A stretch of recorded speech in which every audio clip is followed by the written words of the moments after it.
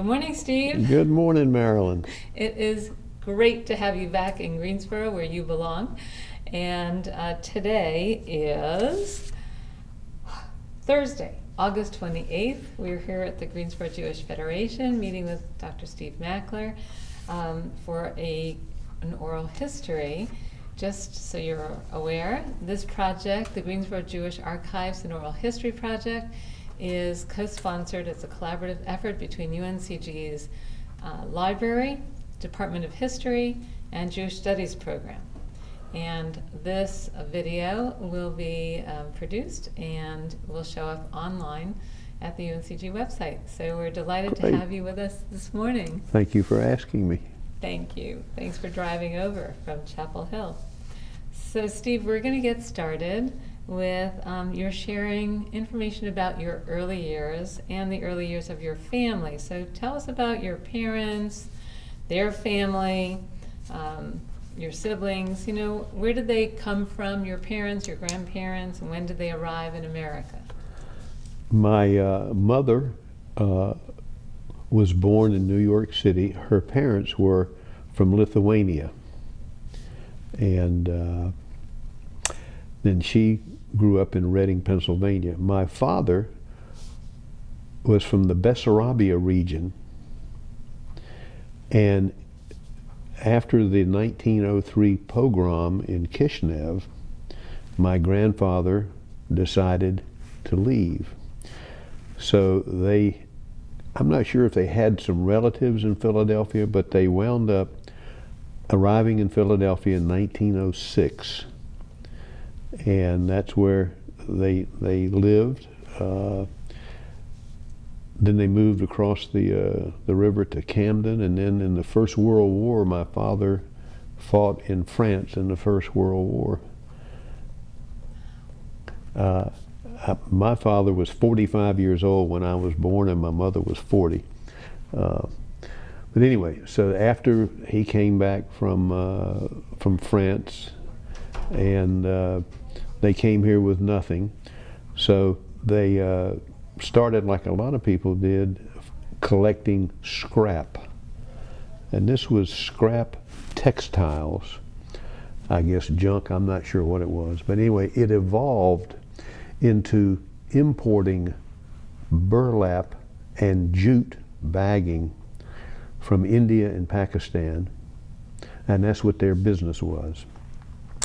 So I knew my grandfather and grandmother on both sides. They were pretty old and I was pretty young. I just remember my mother would sit me at a card table underneath the pecan tree in the front yard with my grandfather, who liked to play pinochle. And I think I learned how to play pinochle. Anyway, I was his entertainment. But so anyway, that was the origin of my parents and where they came from. And so your father's parents ended up in Philadelphia, your mother's parents in were Reading, in Pennsylvania. And how did they meet? I'm not sure how they met, but they were both maybe 25 or 26 years old. And they got married in 25 or 26. I know I have some old, I never sat down and asked my parents a lot of questions, and they never volunteered a lot of stuff. I don't know that there's any secrets, I just wasn't smart enough to ask. Mm-hmm. But so we're at, okay, so they got married. I had an older brother, Arthur, and he was 13 years older than I was. And unfortunately, he got killed in an automobile wreck in California. He'd gone to Chapel Hill. He played football with Charlie Justice on the freshman team. And then during the Korean War, he was drafted. Then he went back to school in 53, 54, 55. Got a job working for the Bank of America in California, and they wanted him to become a realtor with the bank. So he went to school at night, and one night driving back from school, somebody went through a red light, killed him in a car. So that was, and I had just old enough trying to get to know him as a brother. So, but basically I grew up as an only child there. But an interesting story in the how I got to North Carolina, to a little town called Smithfield. In the 30s, my father being the oldest brother in the business, and he had 3 other brothers, and they were getting married. And then, as a family business might go, there was tension about who did what, who got what. And my father, being the oldest, had to act like Solomon, settling the disputes. And my father was very low-key, very quiet, not like me. You learned from him. And so he had to settle all these disputes. But since he was the oldest, he was the first one to go on the road selling the merchandise that they were selling. And this merchandise was, they didn't have polypropylene at that time. Everything was made out of burlap for seed and feed and fertilizer and whatever. And so the market for this was in the southeast, where they raised cotton. And the big market that they had was to make jute, which is grown in Bangladesh and processed in India and shipped here. And that's what they package cotton bales. If you've ever seen a cotton bale, it's very thick fibers. So that's what he was selling throughout the South. So he stopped at a crossroads in a little town called Wilson's Mills, about 8 miles from Smithfield, and knocked on the door. And he said, "Hello, I'm Meyer Mackler. You know, I see you have a cotton gin here. I'd like to offer you some merchandise." And they said, "Okay, well, the second thing they ask you in the South, besides your name, is, what do you think that is?" It's, "What church do you go to?" And he said, "Well, you know, I don't go to church. I'm Jewish. I go to the synagogue." And he said, "Well, that's great, because I teach the men's Baptist Sunday school class." And he started asking my father all these questions about the Old Testament. And my father could answer them. At least he satisfied this fella. And he said, "Since you seem to know so much about the Old Testament, next time you come, could you spend a half a day? And I'm going to have all the men from a Sunday school class come in. I'd like you to help lead a discussion of the Old Testament." He gave my father an order, so my father said, "Sure." So for the next 5 or 6 years, he would spend 2 half days a year talking to this men's Sunday school class. Wow.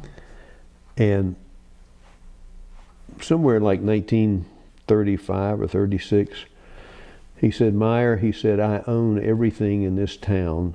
I will build you a factory if you will move from Philadelphia here." He said, "There's no unions, labor is inexpensive, and all your customers are from here to Texas." And that's when the tension in my father settling all the brother disputes, he just didn't like it. So he said, "Guys, I'm leaving. I'll represent you down here, but I'm going to North Carolina." And my mother said, "Where? What?" What years was this? Probably in the 35 or 36, something like that. So he moved there, and the guy built him a small factory, which he operated for over 50 some years. Wow. And the fella, Mr. Mitchner, used to go to the synagogue with us in Raleigh probably once a month for services. Wow. The fellow who had built him the factory. The fella who owned everything there, and they became good buddies. And he was always wanting to discuss. I think when my father passed away, and I moved my mother to Greensboro, I must have had 10 or 15 copies of the New Testament. He never gave up trying to convert my father. But they were, that's a good story. It's a great story. And wow. And where, so we don't know where your parents met exactly? I do not know exactly. I guess they probably met in Reading, Pennsylvania. So somewhere in PA, and then your dad brought them down, and they didn't settle in Wilson's Mills, right? They settled in Smithfield? because there was no place to live there. But I think after the war, after they got married, I know that they lived in Norfolk, Virginia for about 7 or 8 years before they moved to Smithfield. But he was still with the family business there. And where did you grow up? I grew up in Smithfield. I was born there. Smithfield, North Carolina. North Carolina, not Smithfield, Virginia. And tell us what it was like to grow up in Smithfield, North Carolina. Well, we were the only Jewish family there. And unfortunately, there was a Jewish fella, a merchant, who lived there 5 or 6 years before and had some kind of scheme, I'm not sure what it was, and took investments from people and left. So that was, my parents had to overcome that stigma of being Jewish in this small town. But my father was pretty quiet. My mother was just the opposite. I mean, they participated in everything. And how did they maintain their Jewishness? We used to go to the synagogue in Raleigh, Beth Meyer Synagogue. My father was one of the founding members there. And how far away was that? 28 miles. And so my mother was in Raleigh probably 2 or 3 times a week because there was nothing to do in Smithfield. And so what was that like for you? What was small town North Carolina like then? You know, I never had any bad experiences. I mean, I was called some names on the playground or stuff like that, and I never got into any fights. That was, I just sort of rolled off my back. It was just something that you had to do. And there was if you ever went to Smithfield in the 50s or 60s and you drove down Highway 70, before you entered town, there was a big sign of the White Knights and the Ku Klux Klan. It was the stronghold of the Klan in that area. But we used to participate every religious holiday. My father was at the Baptist church, my mother was at the Methodist church, I was at whatever other church they were, talking about Passover, Yom Kippur, Hanukkah. All the neighborhood kids wanted to celebrate Hanukkah because, you know, I got a present every night and they didn't. So I knew I was different. I knew I had to work hard. Maybe had a late start in working hard.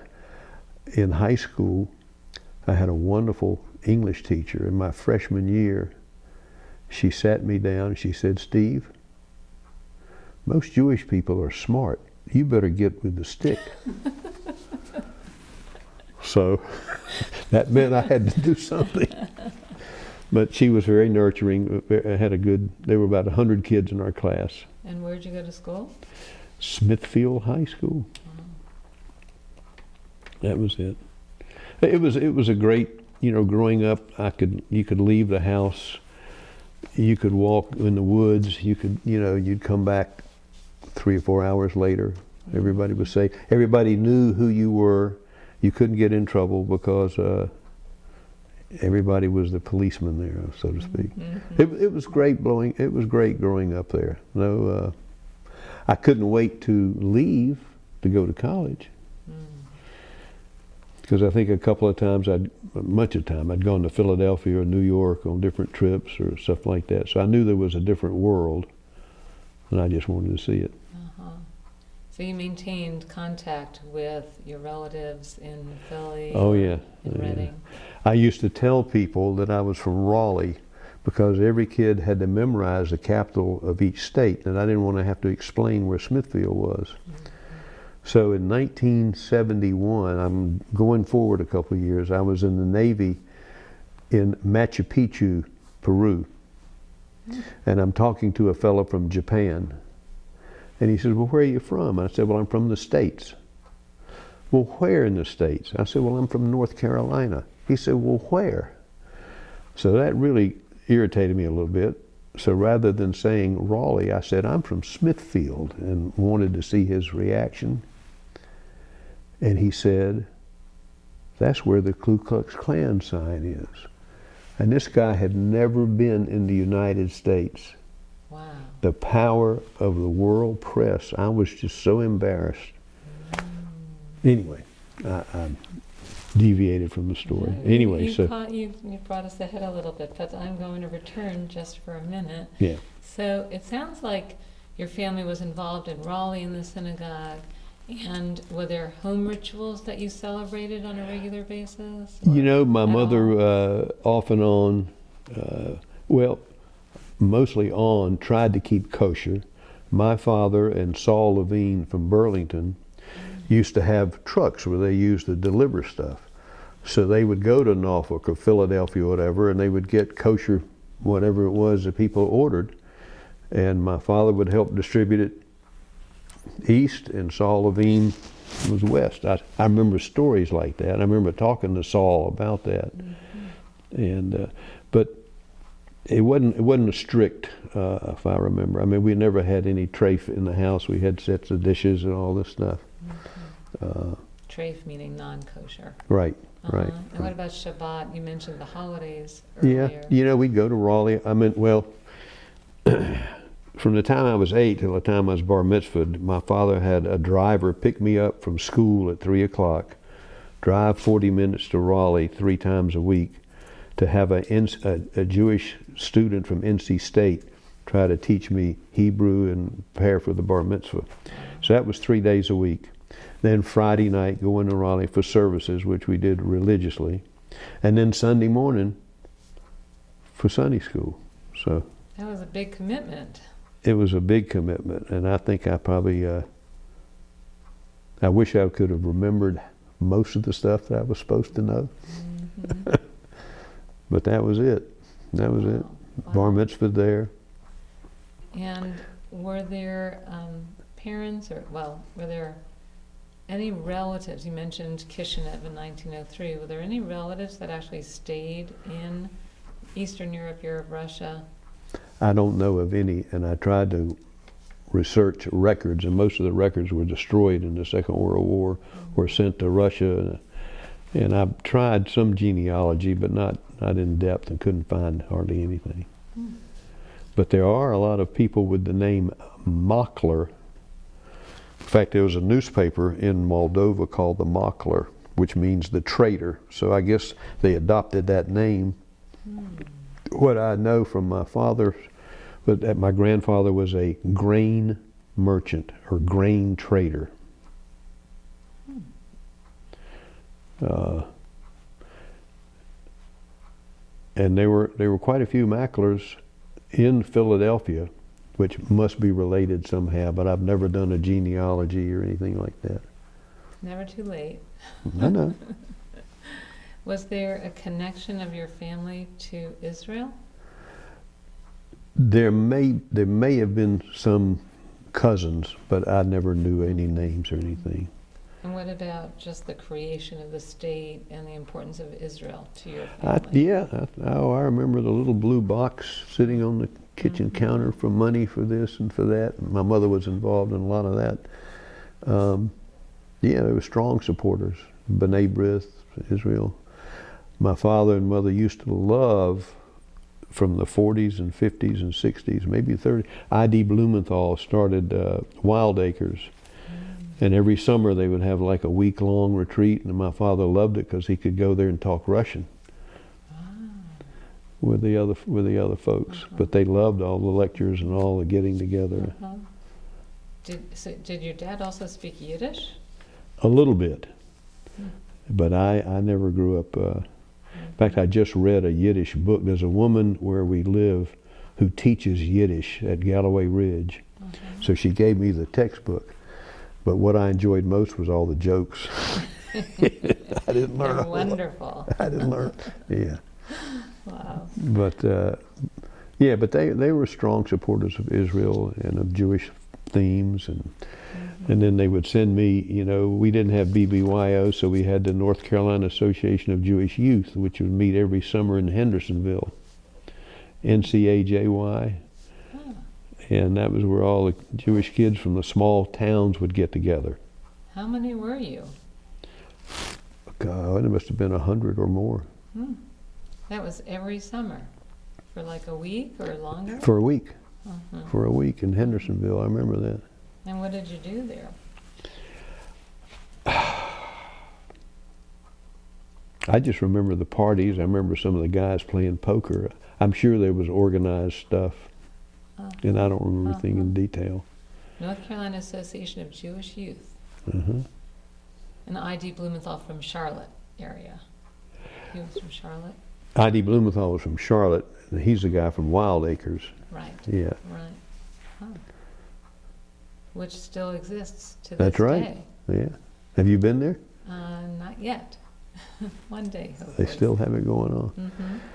So where are we? So we're in high school. In high school. So your favorite subjects? The biology, sciences, math, stuff like that was what I liked the most. I guess what I did better in. Mm-hmm. And when did you graduate from 1960. high school? 1960. So you were born in 42. Leo, often wrong but never in doubt. Often wrong, but never in doubt. Okay, I love it. And Gets me in a lot of trouble.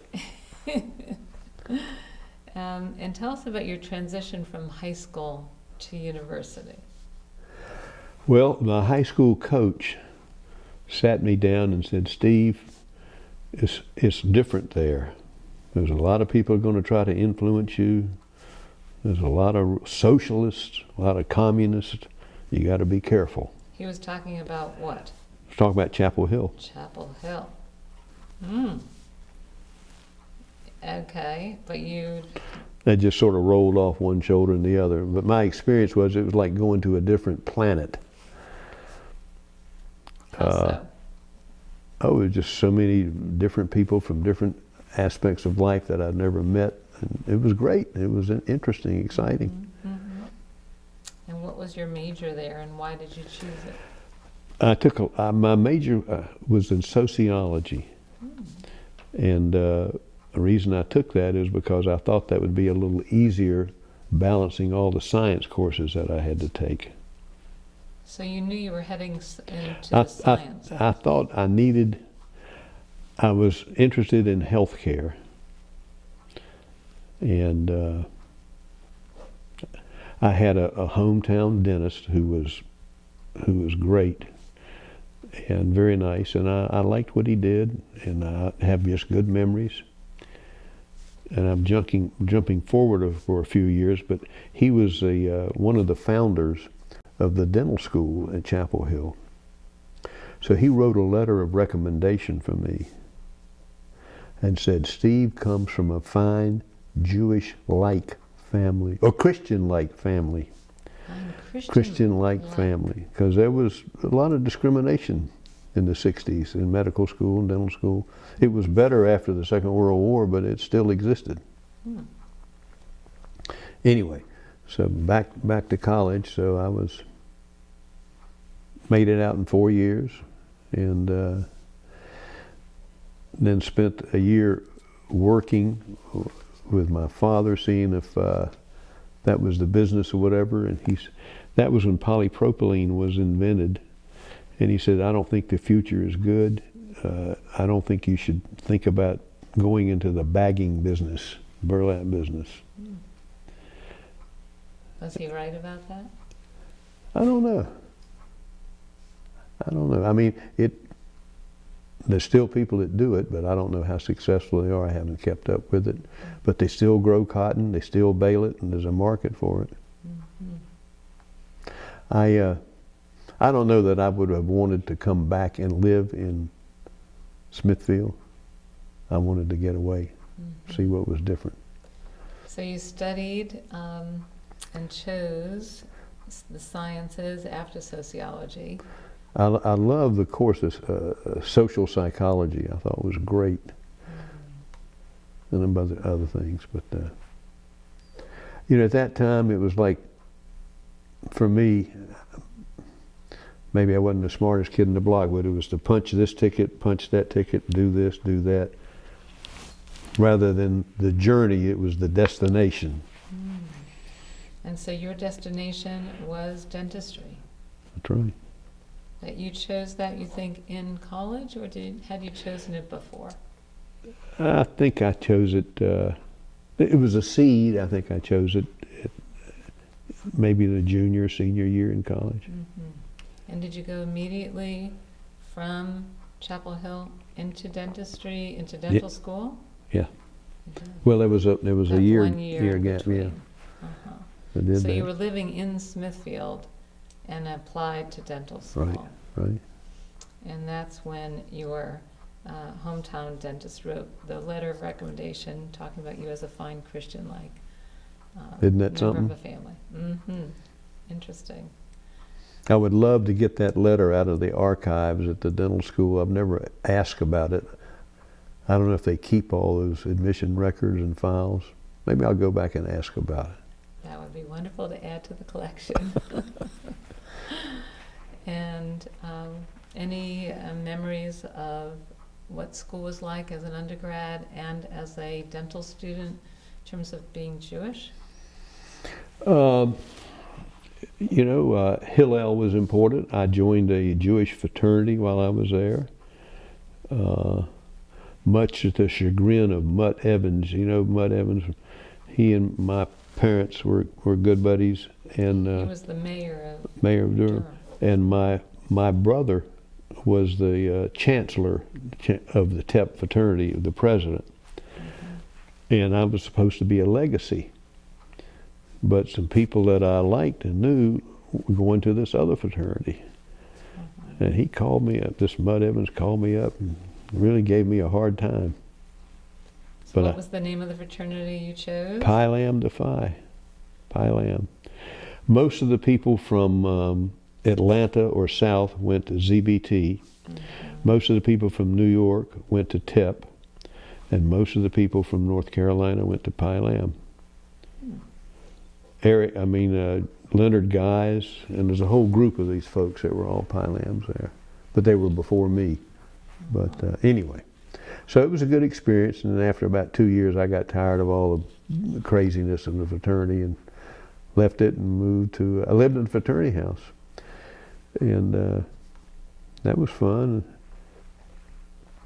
Was an officer of the fraternity. Then I got tired of the fraternity stuff and just moved to an apartment.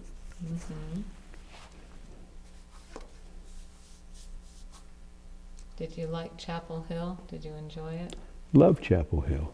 Love Chapel Hill. I think that's what brought you back many years later? There's a lot of strings there. That's where I met Leslie on a blind date in Chapel Hill. When did that happen? During which schooling year? That was my first week in dental school. And how did this go?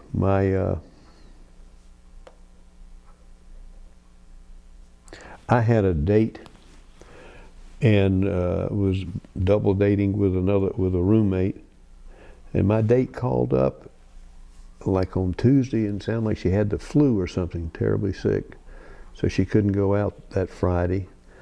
So my roommate had a date, and what you did, you called that woman, said, "Is anybody on the hall that wants to go out?" Blind dates, and that was Leslie.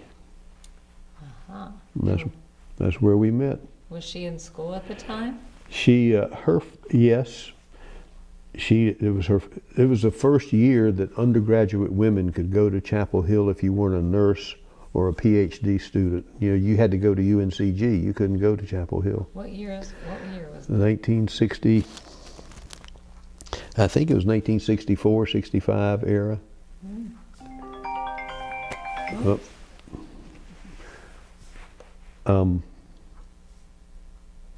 Can you cut that off for just a second? Uh-huh. I'm going to take this call because I'm expecting. Hold on one second.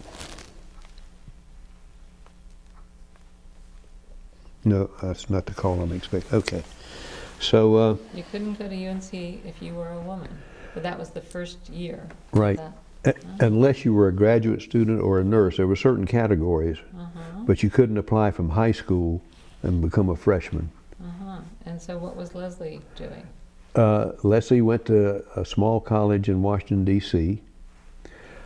Her link to Chapel Hill was her father had a fencing scholarship to Chapel Hill in like 1935 or 36. And he was a good buddy of Cone when they used to drive from Greensboro to Chapel Hill in his chauffeured car or whatever. Anyway, but that's what brought her to Chapel Hill. Her father talked about how wonderful it was. He never graduated. His grandfather said a boy doesn't need to go to college, needs to come to work. So he dropped out of Chapel Hill after a couple of years. But that was the seed where Leslie went, why she came. And what was she studying? What was Leslie studying? I think she was studying, she wanted to be a social worker. So was she in grad school at the time? No, she was a junior and a senior. So we met her junior year, and it's fun. She has a different story to tell, but I went home that night and I told my roommates, I said, I've met this unusual woman. If there's anybody that I could fall in love with and marry, and they said, oh, yeah. So we just celebrated 58 years. Mazal tov. Wow. And so when were you married? You met in the early 1960s? We married in 1967. And where? In New York City. How did that happen? Well, that's where she was from. Ah, okay. She grew up in New York City. And who married you, and where did it occur? There's a famous temple there. Is it Temple Emmanuel? That's a big temple there. That rabbi. Wow. That's where we were married. And you returned to North Carolina. Yep. Oh, yeah. Came back. As a periodontist or as a dentist? Well, I in dental school, that was during the Vietnam War, they were drafting folks out of school left and right. So while in dental school, I joined the early commissioning program for the Navy, which would allow me to finish school. I didn't mind going and serving. I just didn't want to have my education interrupted. Well, a lot of people did that. It was called the Berry Plan for physicians. And so anyway, so I had 4 years of reserve. Originally, would go to summer camp every summer for a week. Then went to OCS for officer training in Newport. And then after dental school, I went to graduate dental school to become a specialist, a periodontist. So that was another 2 years of reserve. So after 6 years in the active reserve, you're eligible for honorable discharge unless the government wants you. And since they didn't have very many periodontists, they decided they wanted me. And that was fine because I was tired of school. And so where'd you go? Well, that's an interesting story. We went. I was the CEO of our little reserve unit, so they said, "Well, Steve, you're a big time guy. You just tell the Navy where you want to go, and they'll send you." I swallowed all that. So the detailer called me and he said, "Okay, Mackler, we want to send you to Camp Lejeune, North Carolina." And I said, "Well, I grew up like 100 miles from there. I joined the Navy to see the world. What is this?" He said, "Okay, I understand." And then he said, "Well, how about Great Lakes?" I said, "Oh, that's too cold." And he said, "Well, how about NIH doing research?" Because my dean had written a letter about me. And I said, "No, I don't. I think I'm tired of research." And he said, young man, how about Puerto Rico? And I said, well, now, I thought Puerto Rico was an island off the coast of Florida. I said, well, now you're talking. He said, but that's 3 years. I said, no, I only want to go for 2 years. So then he said, I'm going to give you 24 hours. If you don't call me back and tell me, I'm just going to sign you wherever I want. So I called him back. We went to Puerto Rico, which was great. For 2 years? 3 years. For 3 years, okay. You know, when you're young, you think a year's a long time, but it went back great. It was a great duty station. I didn't have to go to Vietnam because a lot of my buddies in my same reserve unit were sent to Vietnam, and they all returned that I knew, but a lot of them didn't. So then I had a suite. I worked 4 days a week, and I taught 1 day a week at the dental school in Puerto Rico. In Puerto Rico? Yeah. Mm. So. And you eventually, and was Leslie working down there also? Leslie, by that time, had graduated from undergraduate, and while I had my residency, she decided she got a master's degree in library science with a subspecialty in medical library science. Mm. When was that? That was in 1971. And where did she go to school? Chapel Hill. To Chapel Hill. Oh. Wow. And so she was working in Puerto Rico So while you were... she worked at the base library. Mm-hmm. And you had no children yet? No. Andrew was 2 years old. When I graduated dental school, Andrew was born, June the 4th. So you eventually made your way back to Greensboro. So what year was that? We got out of the Navy in '74, and we came to Greensboro because Steve Hyman and I were classmates in dental school. I had known him in undergraduate, and his older brother, Barry Hyman, was my little brother in the fraternity, so there was a string of relationships there. So we came back to spend the night, and we stopped in Greensboro, and Steve and Janice said, well, hey, why don't you stay with us, but we're going to the beach, because we always go to the beach on July 4th, but you can stay in our house. So we stayed in our house. And that's when I was on my way to Atlanta, Georgia, and things didn't work out for me to go down and set up practice where I thought. So I was looking around in North Carolina. And that's when I decided, I met a fellow who was a year older than me in my residency program, who taught for a couple of years and then came to Greensboro and set up practice. And he said, well, why don't you come in and practice with me? I said, well, okay, let's try it. So it was just an accident that we stopped here to spend the night with Steve and Janice. And who did you go into practice with? The guy's name is Fred Lopp, L-O-P-P. In periodontry. Mm-hmm.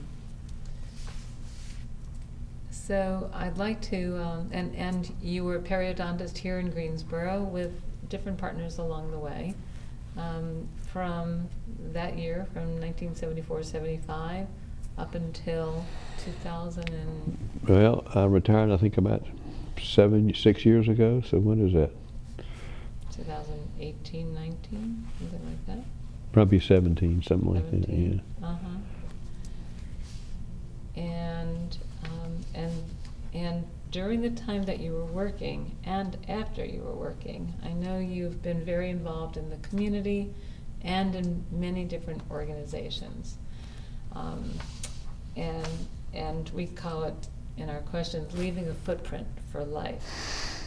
So before I ask about maybe some of the specific organizations that stand out, just what inspires you or what has inspired you to become involved in organizations? Well, I like people. I like change. I enjoy being a change agent in some things. And I just happened to find the different cultures in these organizations that I liked. Sort of shared some of the same goals. And that's what got me involved in dentistry, which was my passion. Got me involved in the Federation because of leadership, people that I could trust, like you. I mean that seriously. Rotary, I've been involved in that for 38 years. There was just a lot of affinity groups that I identified with. I just enjoyed it. And during this time, you continued to practice, and also, when did you start teaching at Chapel Hill? The day I returned to Greensboro in 1974. And how many students do you think you've taught over the years?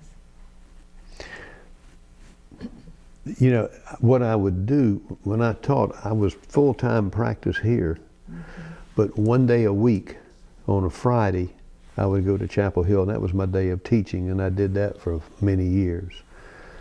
And that was in the undergraduate and in the graduate level. And then after many years, it was like one day a month. And then it was one day every 2 or 3 months. So it teetered off like, but I just kept my finger in it because I enjoyed it. And you still have your finger in it. I do. Are you involved in admissions at all, or just in no. I mean, I help people write letters and try to counsel them a little bit. Now I go to Mark Hyman and say, okay, Mark, tell me what the issues are here now. And so let's talk maybe first about your general community involvement, and then we'll come back to your Greensboro Jewish community involvement. So I know Rotary has been a big place where you've taken a lot of time, and talk about some of your Rotary experiences. Well, my partner in crime is Robert Kriegsman, Dr. Robert Kriegsman. And I would have never done anything that I've done without Robert. And one day we talked about, we were at an American Dental Association meeting in Boston, and we went by a booth from an NGO called Health Volunteers Overseas, HVO.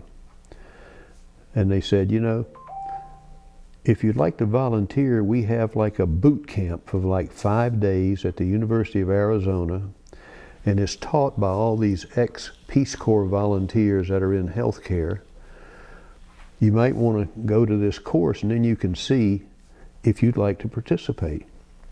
So we went to this course, and it was fabulous. And here again, I met all these people that just I could identify with.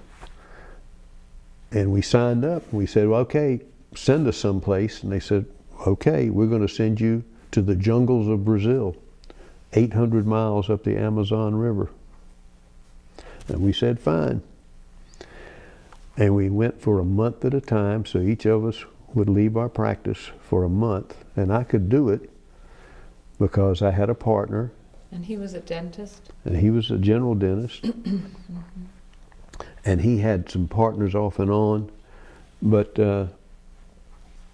I'd never taken more than a week vacation in my life, I don't think. And being gone for a month was really wonderful. And I didn't have to worry about insurance forms and this and that and that. If somebody needed something, you could just do it. And it was great. So we went to the jungles of Brazil, about 800 miles up the Amazon River in a town called Santarém.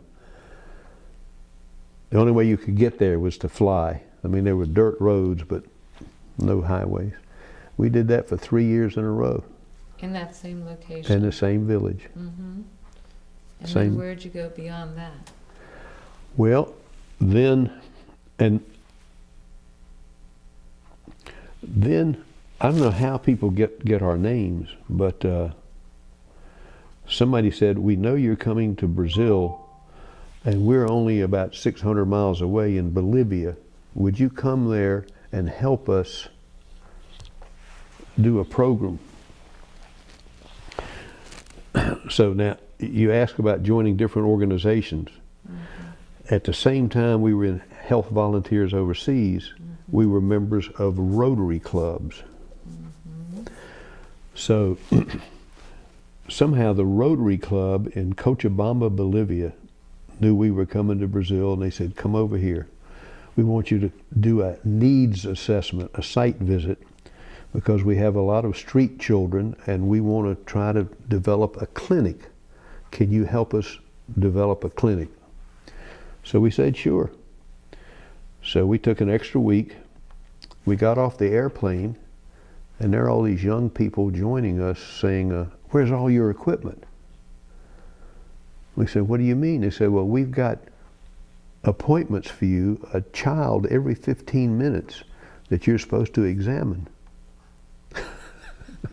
What had happened, the senior Rotary Club that had invited us had given us away to the junior Rotary Club there because they didn't think they were doing enough and they wanted them to have something to do. So they just gave us away, didn't tell them what we were supposed to be doing. Had you brought your equipment with you? We didn't have any equipment. We had some supplies and stuff that we had, when we got there the first day, we had given it away to this Catholic orphanage that was there. So we had to go back to the orphanage and ask them to give it back to us, some of the stuff we use for examinations. And I have this picture. We had all these kids lined up, and there was an OBGYN chair. I'd never seen one in my life, and we nailed a light to the wall with a headlamp. And here we are examining these kids and writing down what they need. And then we sent the Rotary people out. We said, you got to find a dentist so we can use their office. So one day I was doing exams. The other day Bob was in the office doing whatever he could do. And then we went to the dental school and recruited them and say, look, we need to send these kids to you. Can you? And they were very nice. Said, look, we'll try to do all we can. So that was that was an interesting experience. And there was a small Jewish community there, and I don't know how we connected with them. But the guy found out about us and took us out for dinner and talked to him. He was an immigrant from Germany. He had a tannery or something that made, anyway. But the interesting thing about this particular mission was we went back and we designed a dental clinic for a space that they had. And we went back and we raised about $15,000 to help them with this dental clinic. So in Rotary, you have a primary club and you have the international club, and they all have to sign all these documents that they're going to cooperate. Well, all of a sudden, the senior people and the junior people couldn't agree who could get credit for this clinic, and they refused to sign the document. After we designed the clinic, raised the money, so I called the head Rotary person here. I said, you know, what do I do? He said, just put it in the bank. Maybe they'll come to some kind of agreement. Well, fast forward a year and a half, and through Rotary, Bob and I went to Bangladesh to work. And we were in the middle of nowhere on this little island. It was about 60% Hindu and 40% Muslim, and 2 Jewish boys there. And I figured, boy, if they don't like that we're Jewish, I don't know if we're going to get off this island or not. But it was the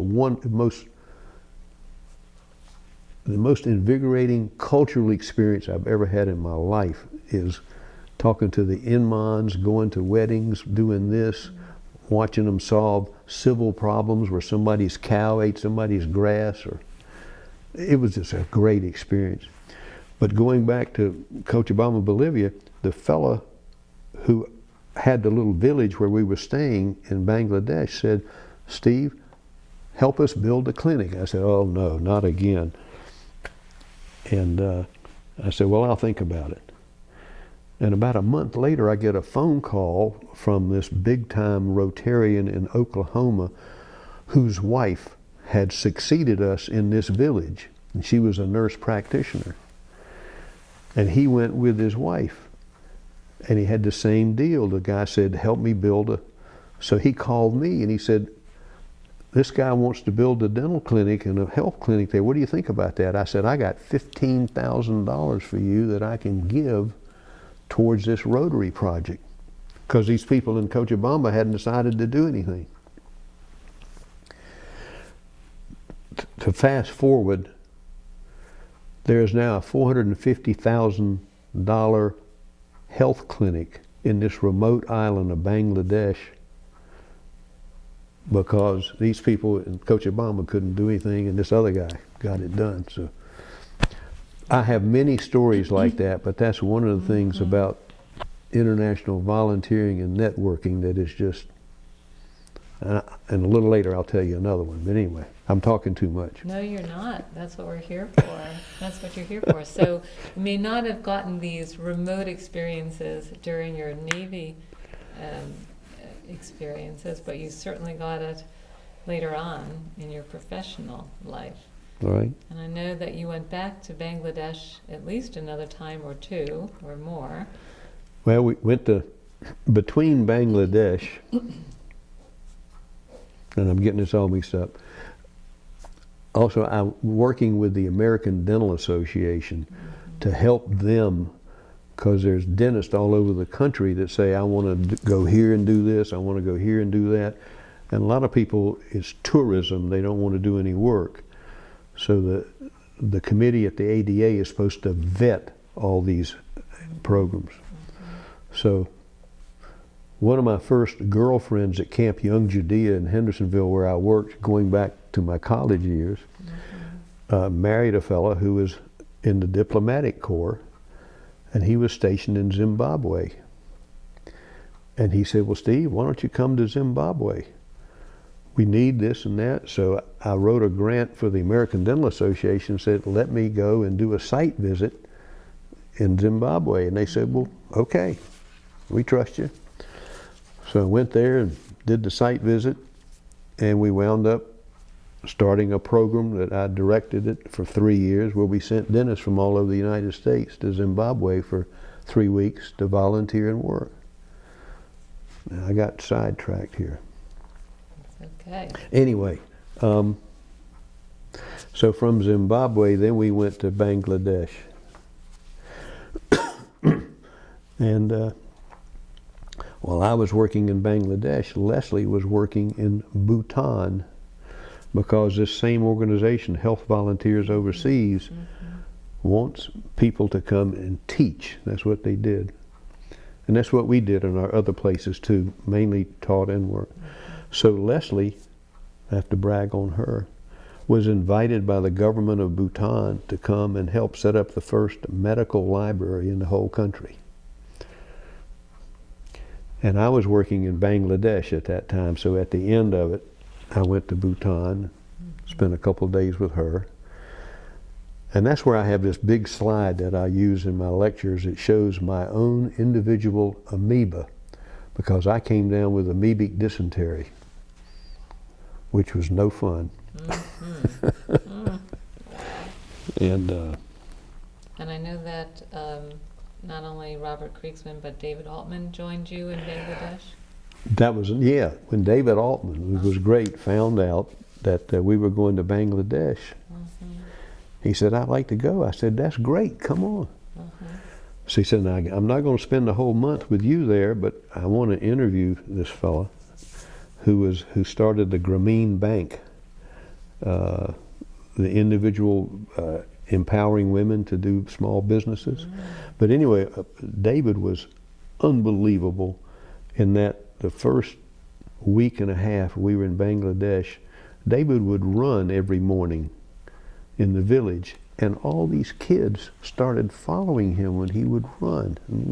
And David was great with kids, and one of the things he did, he changed the culture unbelievably. He taught them how to play hopscotch, just drawing hopscotch in the sand, and it just revolutionized what these kids would do. And he wasn't even a dentist. No. But he, forget this guy's name. He's famous. He won a Nobel Prize in economics. That David, and then David went into Dhaka and spent 10 days or 2 weeks with him, I think. Wow. Yeah. David was great. So these were all sort of Rotary related and health volunteer overseas. Whoever would support us, or we could combine them, we did. I wasn't. You were an equal opportunity volunteer. Now, and I'm going to go back and tell you one more story because I love this story, and then I'll shut up. No, you won't. Go ahead. But a year or so after, and this relates to Moldova, a year or so after we started doing this, I got a phone call from a dentist in South Carolina saying the copy machine has caught on fire and there's smoke damage to my dental equipment. The dental equipment works fine, but the insurance company is going to give us all new equipment. Would you like these equipment? So Bob and I at that time were really gung-ho, trying to outfit these orphanages with equipment. So we said, sure. I had no idea what it was going to cost to bring it up, what it was going to cost to store it, and then what it was going to cost to clean it. So I looked in the phone book here in Greensboro to after disaster. If you have a smoke damage or flood damage, I just put my finger on this and I called the fella, told him the story. He went out there, looked at it, said, Steve, it's going to cost $5,000 or $6,000 to clean this. Just hold that thought for a second, because 8 or 9 months before, we were in Kishinev in Moldova in a hotel, and one of the people I happened to meet was with Samaritan's Purse. And I said, we're here working in some orphanages. I'd like to see some of the places where you go, see what opportunities there are to do things. So he took us to this orphanage in Kishinev, which was a show orphanage. It was nice and neat and clean, and the kids were well behaved and well dressed. So he took us about 4 hours out into this country road with his SUV. And I've never been to an orphanage in this country in my life. Have you ever been to an orphanage here? Anyway, it was terrible. A single light bulb hanging down. It didn't smell great. The kids were clothed, but ragged clothes. So we took this boxes of shoes that he had in his SUV, and we put them out, and we watched all these kids try on pairs of shoes 2 sizes too big. I think we emptied our pockets with every dollar we had. Anyway, so now coming back to Greensboro, this guy who's cleaning our dental equipment, and I said, this is not for us. We're going to donate this to some orphanages in Moldova. And he said, Moldova? And I said, yeah, have you ever heard of Moldova? He said, as a matter of fact, 6 months ago, I got a call from Franklin Graham asking me to go around to all the Kmarts and Walmarts in Greensboro and collect their odd shoes that they're donating. So I looked at the pictures that I had taken, and there on the cardboard box was Greensboro Walmart. So I sent this guy the pictures, and he cleaned our shoes for nothing. What are the chances of that happening? You did a lot of that, Steve, if I remember well. Anyway. So that's just one other thing was Alina Spalding. When Frank had all the tennis shoes to donate, and Alina was walking around in the summer camp, and the little boy came up to him and said, do you know who sent these shoes from America? No, it was Alina and you guys. Isn't that something? Anyway, we just jumped all around here. It's okay. So what about Greensboro and North Carolina? I'm going to expand it just a little bit. What about this state, this community makes it different than other places that you have visited or lived? Well, I've only lived in Chapel Hill and in Smithfield and Puerto Rico. in Puerto Rico, which was isolated, Navy base.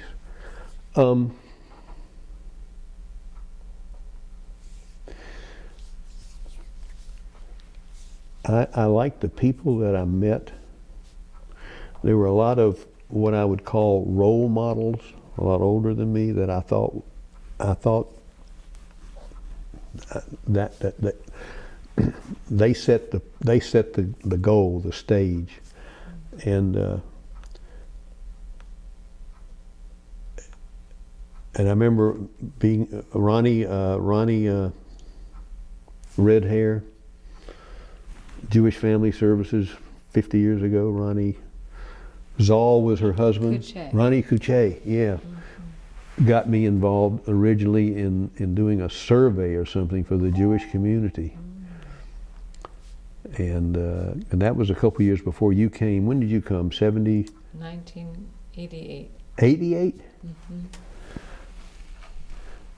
Okay. Anyway,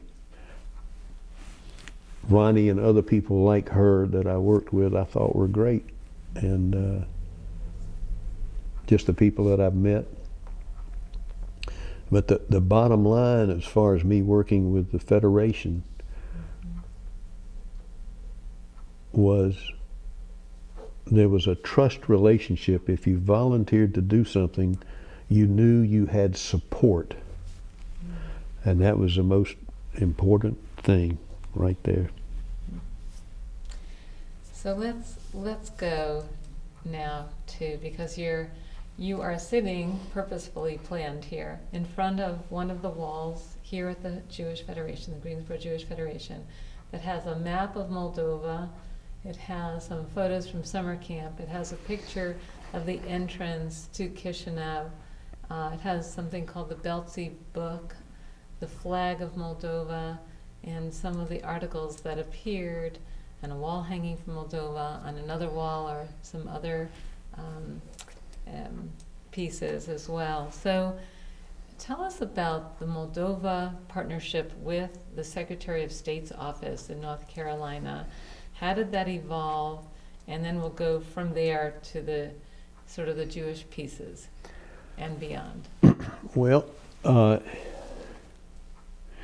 it evolved because of you and Steve Mackler and our work with, I guess, preceding JHI, but you said there's this guy, Steve, I want you to meet, and I called him and talked to him on the phone, and he was sort of dismissive. He was from Atlanta. From Atlanta. And I told you about that, and you said, well, that doesn't sound like the Steve Mackler I know or whatever. Anyway, a couple months later, I get a phone call from him saying, I'm going to Bucharest, Romania. I'd like you to come with me. I said, all right, I don't know what I can do, but I'll try. So we were in Bucharest, Romania with Steve Mackler, which was a great experience, where I witnessed what he did he was an ophthalmologist. He did cataract surgery, and I witnessed a meeting of the formerly blind club. These people that could not see, and all of a sudden an hour later they could see. I mean, you were just all crying in this room. Anyway, so during that time, he asked me, he said, I need to go to Moldova because I've donated a microscope and they plugged it in wrong and they damaged it. Would you go with me? And I said, well, where is Moldova? And he told me, and this was in December, it was cold, so we went to Moldova for 2 days and visited a lot of hospitals, and one was a pediatric oncology hospital, which was just, anyway, it was something, because Chernobyl had happened about 6 years before, and even though it wasn't in the direct plume of the radioactivity, there was tremendous incidence of pediatric cancer. So coming back to Greensboro and knowing that in the Rotary I had participated a few years before in designing, no, I'm getting ahead of myself. a few years before, the Rotary Club in Greensboro had built the first hospice ever in Kirov, Russia. Little old Greensboro built the first hospice in Russia. So I called, I'm forgetting her name. She was head of hospice here in Greensboro, and nice woman. Anyway, we were in the same Rotary Club, and I said, I know where we can build another hospice, but you've never heard of it. And she said, well, where is that? And I said, Moldova. She said, not only have I heard of it, but my associate here that works with me has just adopted a little girl from Moldova. And did you know that Moldova has a relationship with North Carolina? That's where it all started. Pam Barrett was her name. And I said, no, I didn't know about it. So a couple months later, Bob Kriegsman and I had a meeting with Secretary of State Marshall to tell us this was this brand new relationship. It had been going on a couple of years just with military to military, but they wanted to expand it to civilian to civilian. So Bob and I recruited the head of the University of North Carolina. He's in charge of all the health care, Garland Hershey. He was in charge of the medical school, dental school, pharmacy school. So I figured he'd be a good person to take. And the head man of the state of North Carolina Department of Public Health, and Bob and I, we went back to Moldova for a site visit and a needs assessment. And met with the provost of the medical university and talked to him, and I guess they didn't know who we were or could they trust us or not, but they said, yeah, here's what we need. So here again, I'm still on this committee of the American Dental Association, so I go back to them and I say, I've just been to a place, I've done a site visit, here's where we need to send people. And they said, fine. So we started recruiting people from across the United States to go to Moldova. When you say people? Dentist. Dentist. And they would go for a couple of weeks at a time. And so that's where it started. And they actually practiced dentistry overseas. Excuse me? They practiced Yes, dentistry. yes. In other words, we had, there was all kinds of paperwork we had to do to submit, but that was not an issue. And show them that they had a certified license, they were in good standing, blah, blah, blah, blah, blah. And they said, fine, there was no red tape or anything. It's changed a little bit now. But anyway, so it was good. So then after that, Governor Hunt asked me to join this committee, this Moldovan Bilateral Committee. And then so one of my jobs on the committee was to try to improve health care. So we organized all 4 medical schools in North Carolina, the dental school, the School of Public Health, the School of Pharmacy, to try to initiate relationships with their equals in Moldova. And they had memorandums of understanding. I never knew what one of those was, and they wanted me to sign it, and I said, I can't sign anything. I don't represent anybody.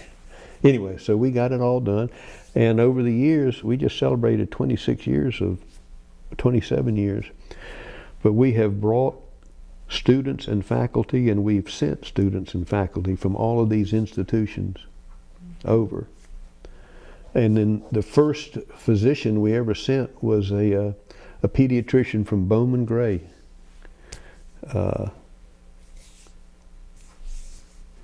And then that was Mariana Chibano. That was another story. And so these connections, these relationships built over time continue even to this day. We just had 6 young women dental students, rising senior dental students. We just interviewed them a couple weeks ago. They were there for 2 weeks, and they were treating children from the orphanage. That we didn't go to the orphanages anymore. Now we bring them into the dental school where there's beautiful equipment and everything that they need. Is that in Kishinev? in Kishinev, and then we would treat Jewish and non-Jewish children. Most of the kids in the orphanage were not Jewish, so we would go to Belts and we would hire a bus and we would bring the kids from Beltsy into Kishinev and see them. And some of these kids we've seen for 6 and 7 years. We've watched them grow up. And during this time, so two things were happening sort of side by side. The Secretary of State's relationship and the bilateral relationship between Moldova and North Carolina, and that extended beyond just dentistry. And a lot of NGOs were involved, including Samaritan's Purse and many others. And that's when we came back, when the Federation wanted us to choose these sister cities in Russia of where to have a relationship. So you went with? Jimmy Edelman. And Bob Kriegsman. And, yeah. Mm-hmm. And you went where? We went to Belts. Mm-hmm. And we talked to the people, we interviewed them. We came back.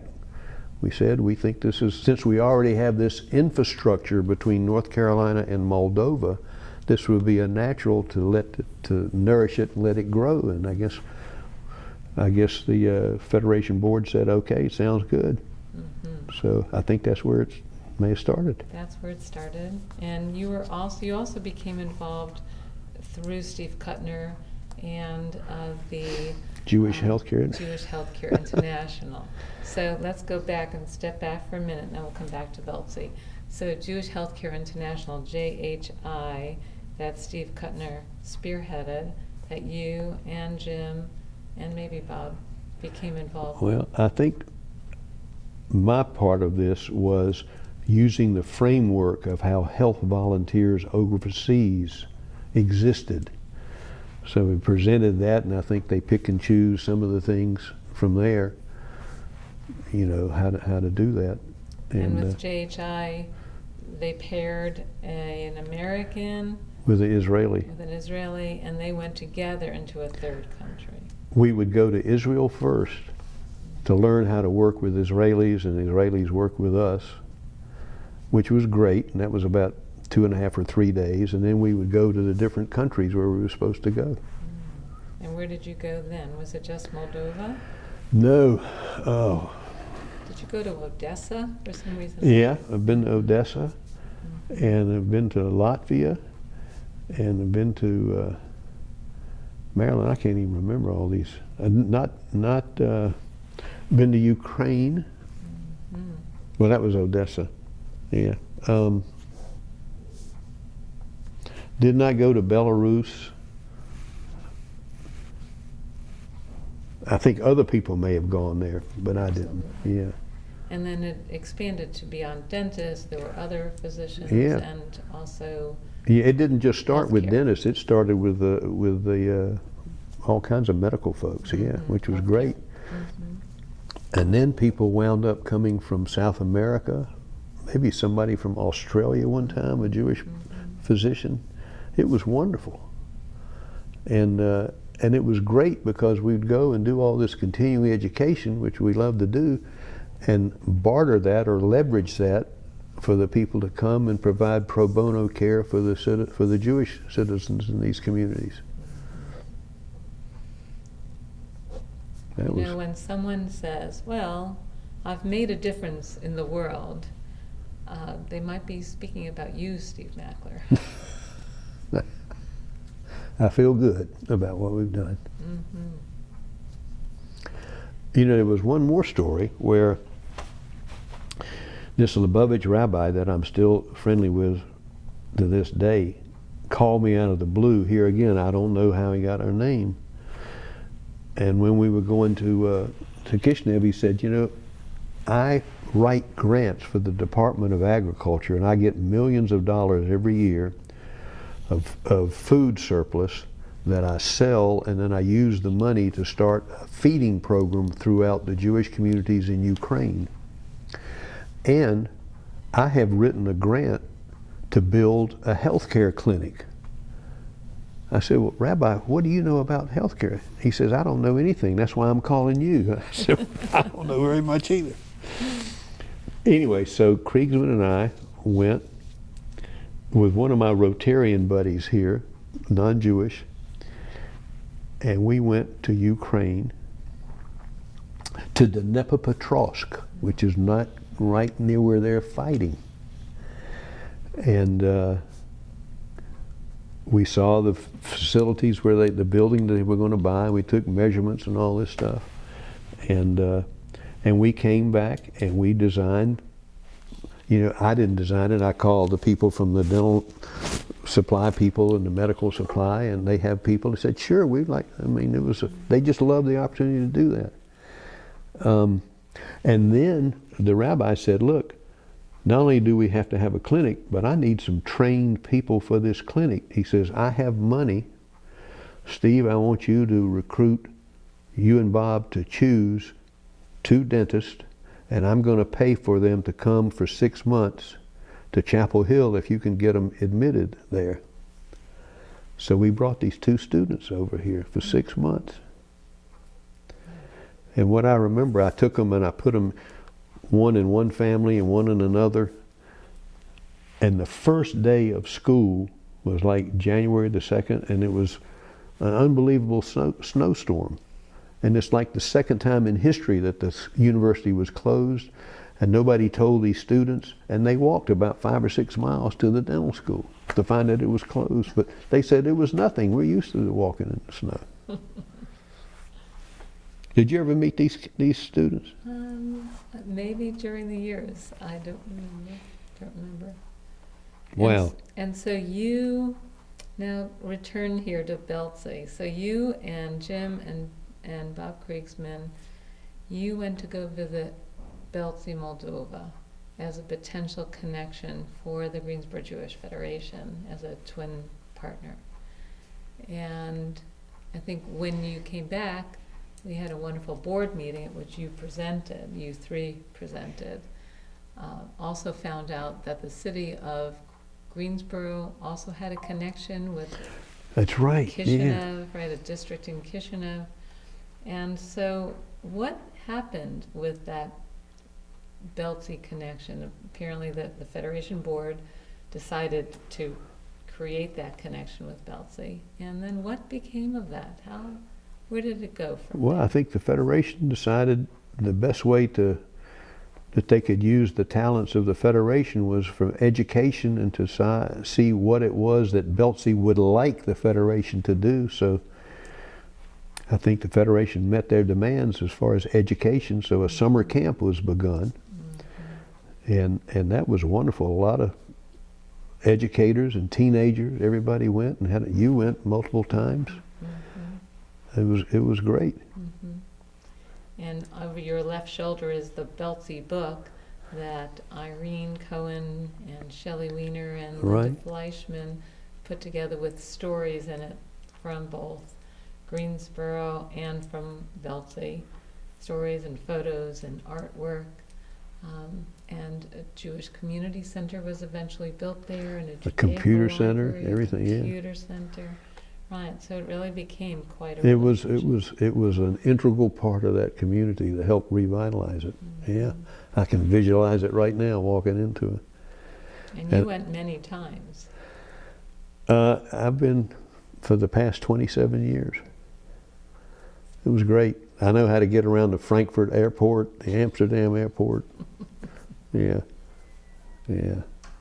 unbelievable. And what do you think your impact has been in Moldova over these years? What's your legacy been in that country? I think the legacy is that we've established a trust relationship, is that the folks that we've interacted with know we trust them and they can trust us. And that has enabled us to do all kinds of stuff. And it still does. Still does.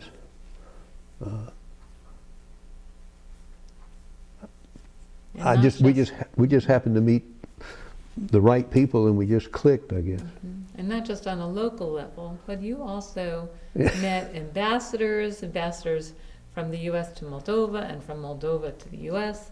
I know many of them have been in this room. Many of them have been at your house.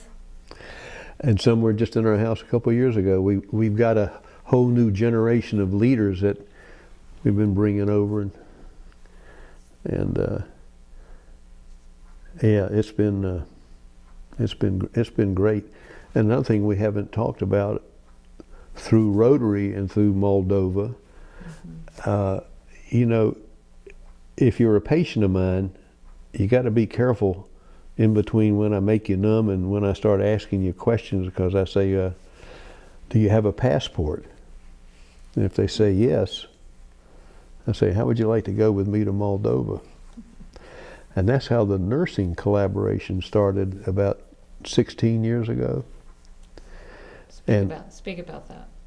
Well, the only nursing education they had was like a GTCC. You had 2 years after high school, and they really wasn't an academic program, just basic things, how to make a bed, how to do this, maybe some other basics. So they have 5 nursing schools across Moldova. So we started, I recruited a nurse. She was an IV specialist. So I know we needed chemotherapy for the pediatric cancer patients. So that's who I said, well, you'd be a natural. And she was great. And but the problem was, a lot of the physicians would not respect a woman who would come, a nurse. So I recruited an interventional radiologist to go with us, and he was great. And then he got in, all he did was introduce the nurse, and she started teaching. But because he was there, it opened the door. So that one nurse now has resulted in, after 16 or 17 years, of about 35 healthcare professionals at UNCG, A&T, Boston University, Duke, Rex Hospital, all these nursing educators. And through Rotary, writing grants to the tune of $500,000. They have improved the curriculums of all these nursing colleges, started a 4-year BSN program of nursing at the medical university, where they graduate about 16 nurses a year, started a master's program in nursing, started a nutritional program for the medical students through bringing out a professor to UNCG just 2 years ago, went back. And it's just at the point of, they have no nursing board. There's not a medical board or anything like that. So we're trying to get it organized in the country so that these nurses that have these advanced degrees get recognized for it, get paid for it. The big problem is immigration in Moldova. When I first went, there were 5.5 million people. Now there's 3 million people. And why? If immigration. Why? Because why of the leaving? economy, because of opportunities. So when you're 18 years old, if you can afford to leave, you leave, unless you have a grandmother or somebody there. So there's a bell-shaped population of the very young and the very old. Although the Jewish community there has grown a little bit over the past 25 years. And there, if I'm not mistaken, is a professor at UNCG who has taught a lot over the years about Moldova specifically. There's a nursing professor, that's one. Oh, you're talking about, I just went by his house this morning, and that's who got me involved in this too. He was our go-to person from a geopolitical standpoint to educate us, and his name will come to me in a minute. He just retired as chairman of the department a couple of years ago. Of geopolitics? Is that the A department? political science professor. Oh. Anyway, nice guy. And he's who the Secretary of State, who everybody went to. That's what he did his thesis on, his research. Was it Yarborough? No. Oh, great guy. We'll find him. He's in the recesses. We'll think of it. And it's interesting, his daughter, who became a psychologist, is now working at the dental school, counseling dental students who are under stress. I love it. I love it. It's not Jim, it's We'll find him. Okay. anyway, so and in Rotary we've just submitted the next global grant for $150,000 to continue this nursing collaboration for the next 3 years. Wow. Wow. Wow. Quite a legacy. It's not, I just find as these people and like to work with them, that's all. Well, you said earlier something about loving to be a change agent. I do. And maybe that's been your legacy in Moldova and in other countries that you've worked in. Well, And so let's move now to the Greensboro Jewish community and the Federation specifically. And I know that you're also members of Temple Emmanuel. What can you tell me about your involvement in Greensboro Jewish community? you know, I don't know how, I'm involved mainly in the Federation. You know, I'm not a member of the men's club at the temple. Is that the name? Bill Crothers. Bill Crothers, that's right. Great guy. You know him? Not well. Have not had the opportunity. Yes, He's- wonderful. get to know him. Good guy. I think my mainly is through the Federation, and that's helped me meet other people and other things. But there are so many things that you can be a member of. I just had to pick and choose. And not that I dislike things, I just like some more than others. And you were a campaign chairman for the Federation. That was the biggest, nicest learning experience. How that so? I just learned the world of Jewish philanthropy, you know, all the different organizations that participate in things and how organized they are, and just how respected they are around the world. Even in Moldova, when you went there and you talked about being Jewish, and the Jewish folks are doing, well, they were 10 years ahead of anybody else in the whole country of the different things that they were doing. And anyway, I remember going with you or seeing these ladies walking around with the pins with all the different stones in them and saying, what does that mean? Anyway, but organized in their core values and their strategy and tactics and way of doing things, it was great. It just appealed to me. And you and Rachel Cohen, if I remember correctly, co-chaired the campaign. And I had no idea what I was doing. I think I'm just going to follow her around, and it was great to work with. And you know, and you had a playbook. You had goals. You had strategies. You had tactics. I like that. And do you ever share that book with other federations? Yes, I do believe that the Federation has. Absolutely. I mean, we learn from others and they learn from us. I'm meeting a woman, Ray Williams. Do you know Ray Williams from the Durham Chapel Hill Federation? I don't. She's in charge of, anyway. And I'm thinking, why is she asking me these questions when she should know, if she's doing her job, to reach out to these other communities? And I know you have meetings where you have groups and stuff like Well, that. you ask Glenda, maybe she'll share the campaign manual with you.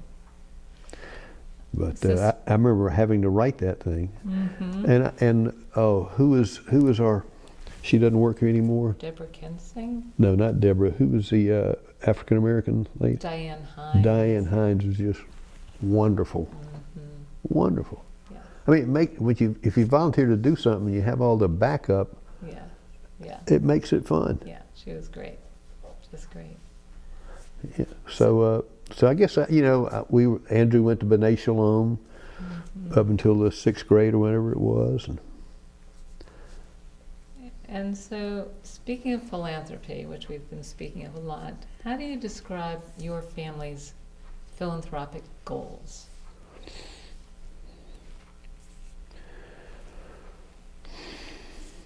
Well, it's funny. I've been thinking about that a lot because my goals are shifting a little bit as far as different organizations are still in the pie. It's just how I'm splitting the pie. I think philanthropy is important.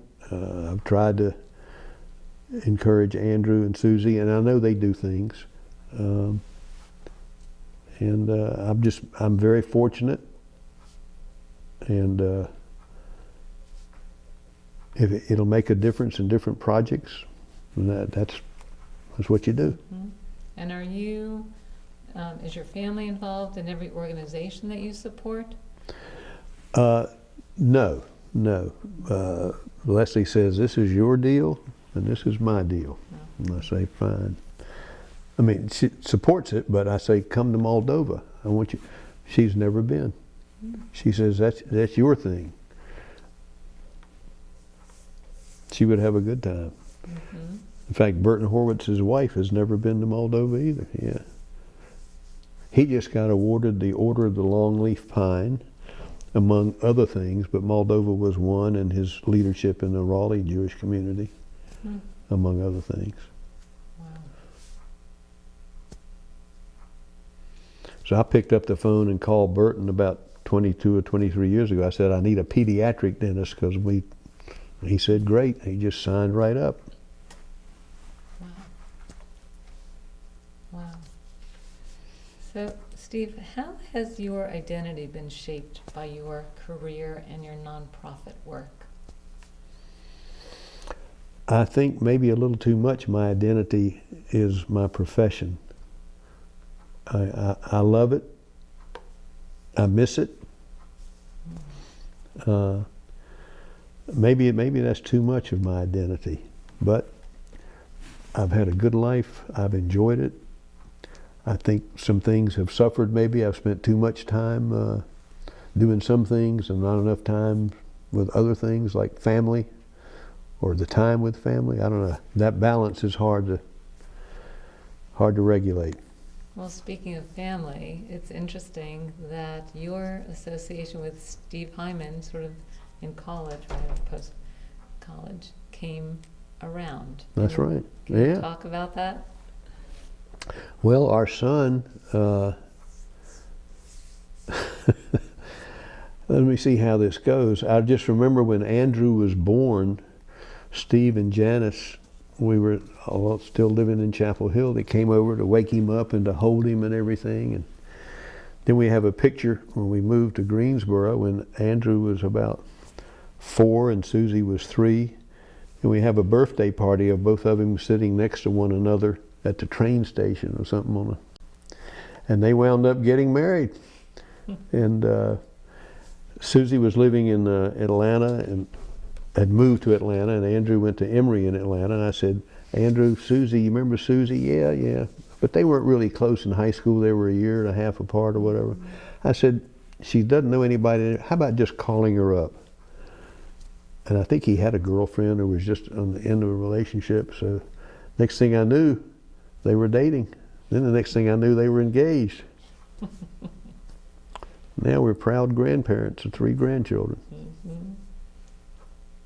And you mentioned earlier that you sent Andrew to B'nai Shalom.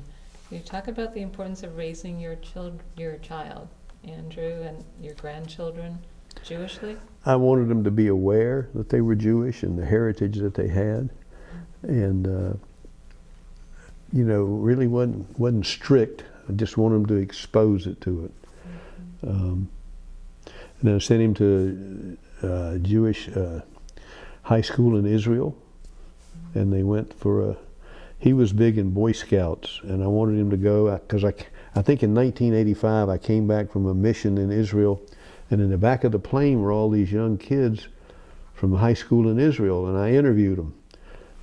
And On the airplane. On the airplane. And I told Andrew, I said, this is where I want you to go. Well, Dad, I'm active in this. I said, I want you to go. And he kept, so when he graduated from high school, I said, you're going. And he went. And Gabe, Andy, I think was the, and there's a physician in Greensboro, in Chapel Hill that I just met named Muss, and is his grandfather that started the Alexander Muss High School in Israel. It was started by Stephen Muss. Okay. And who named Alexander Muss High School for his father, Alexander. Okay. And Stephen Muss just died yesterday or the day before. Well, the guy in Greensboro, in Chapel Hill, his name is Hyman Musk, and he's a world-renowned geriatric oncologist. And he just moved in to be my neighbor at Galloway Ridge. Alexander Muss. Hyman Musk, yeah. Hyman Muss. Wow. And he's trained almost all the oncologists in North Carolina. Wow. Wow. Wow. He's a real personable fella. But we were just talking about that, and I said, yeah, the same Musk? He said, yeah. And you have a granddaughter that, if I'm not mistaken, went recently to Moldova. She wrote a grant from Davidson to study the resurgence of the Jewish population in Moldova after the Second World War. And she interviewed a lot of folks.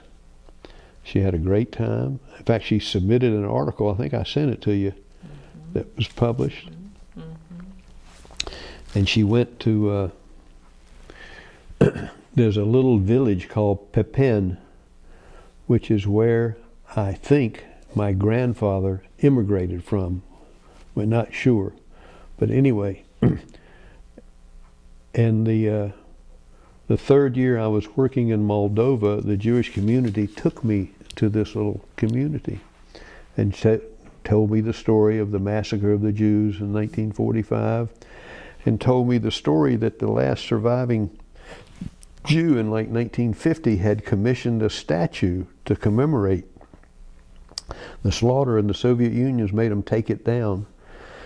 So they showed me the statue in a lumber yard. I have pictures of it with stuff laying on top of it. So we wrote a letter to all my cousins and said, this is where we may have originated from. How about let's put this statue back up? And they did. And that's there. So I think it was interesting, fitting that she went and saw that shed cottage there. And and now Pepin is on one of the tours that the Jewish agency leads and goes to Pepin. Really? Not regularly, but a lot of folks have been there. Interesting. And it's like a little shtetl, like on Fiddler on the Roof. It still is a small 50, 60 houses or something in one little area. Beautiful area. So Steve, can we talk about a time in your life when being Jewish was particularly meaningful?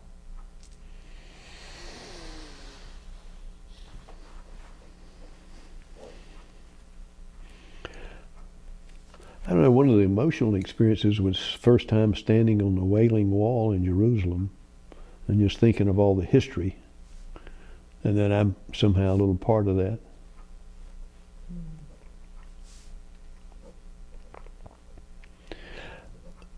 I think, when I read stuff, when I look at a list of all the Nobel Prize winners that were Jewish, I think that makes you proud.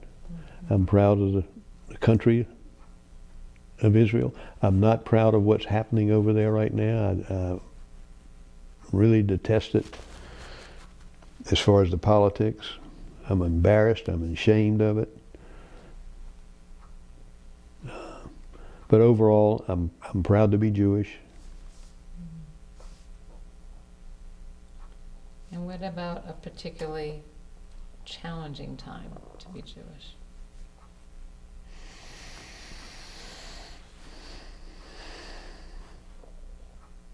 I don't know, maybe challenging when I was 10 or 12 years old, and first time I was called a dirty Jew, didn't know what that was.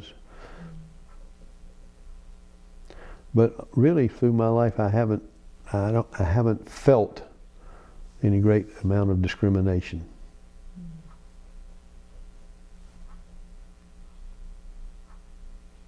And what about the importance to you and your family of Israel? We've talked about Alexander Most High School. I think it's important as a Jewish home. I support it emotionally, financially. I don't live there, so I can't really, some of my emotions that I have, I know I have to temper it a little bit because I don't understand everything, but I think I can pretty understand some of the stuff that's happening that I don't like.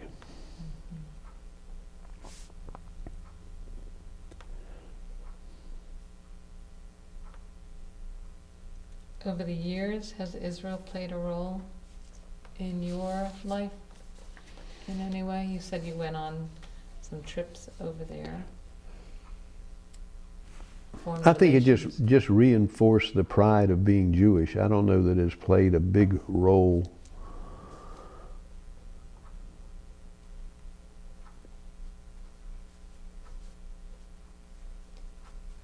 And what world and or national events have significantly influenced your life, and if so, how? Good gracious.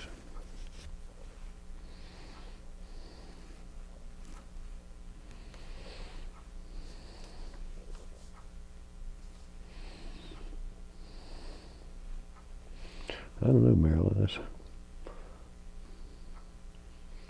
Let me see what I wrote down. Is it right behind me? Is it right there?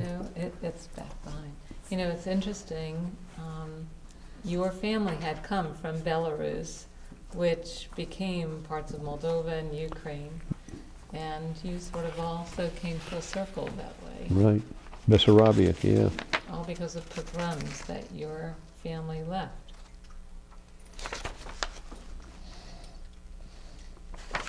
What world events? And what did I write down here? I guess the world events that I'm aware of after the Second World War, how the discrimination against Jews sort of attenuated a little bit. And that probably helped me get an education or get into some schools.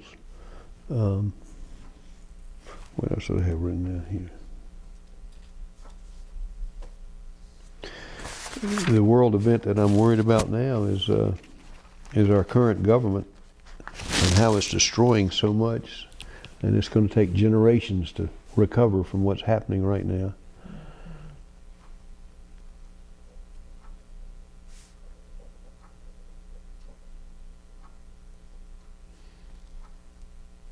So how, if at all, has your life been shaped by your relationships and or friendships?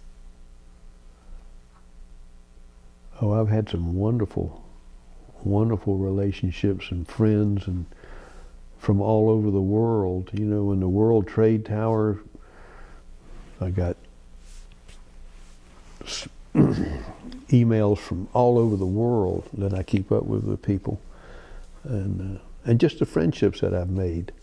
And I know if we have a problem in Moldova, I can pick up the phone and call this physician who's in charge of the whole medical school, and she'll get right on it and do it, because I'll do the same for her. But I've had a lot of good friends. I don't have a whole lot of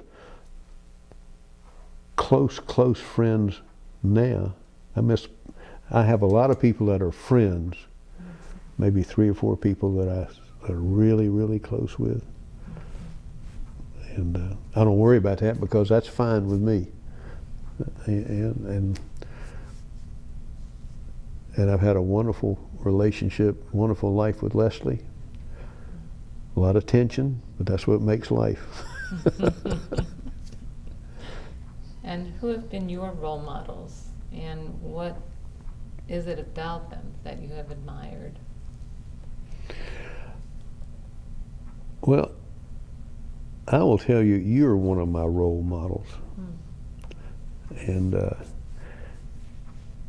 because it's hard to tell Marilyn Chandler no for anything, only because you're just there, you're dependable, get the job done. You know, never had to worry. If Marilyn asked me to do something, I know that I've got a backup. So you're one of my role models. Thank you. I mean that sincerely.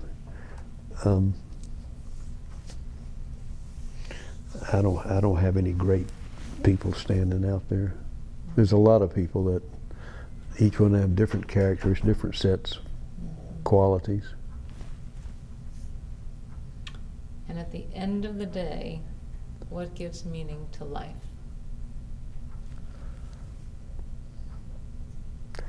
Being an active participant. Being involved.